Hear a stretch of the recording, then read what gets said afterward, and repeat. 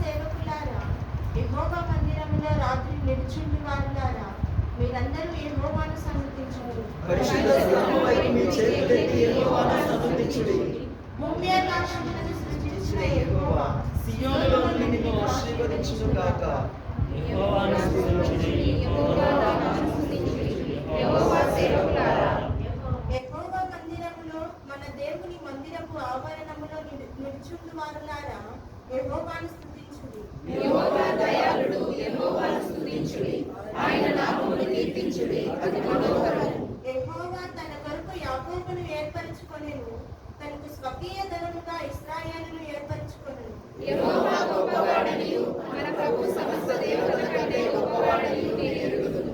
ఆకాశమందును భూమి అందును సముద్రముల యందును మహాసముద్రములన్నిటి యందును ఆయన తనకిష్టమైనదంతయు జరిగించువాడు. భూదిగంతముల నుండి ఆవిరి లేవచేయువాడు ఆయనే, వాన కురియునట్లు మెరుపు పుట్టించువాడు ఆయనే, తన నిధులలో నుండి గాలిని ఆయన బయలుదేరచేయును. ఐగుప్తులో మనుషుల తొలిచూలును పశువుల తొలిచూలను ఆయన హతము చేయును. ఐగుప్తు మన్యతను ఫరోయును అతని ఉడకస్తుల ఎదుట ఆయనే సూచనలను కార్యములను జరిగించెను. అనేకులైన అన్యజనులను బలిష్ఠులైన రాజులను ఆయన హతము చేసిన వాడు. అమోరీయుల రాజైన ఓగును ఆయన వారి దేశమును స్వాస్థ్యముగాను ఇశ్రాయేలీయులైన తన ప్రజలకు స్వాస్థ్యముగాను అప్పగించెను. యెహోవాని నామము నిత్యము నిలుచును.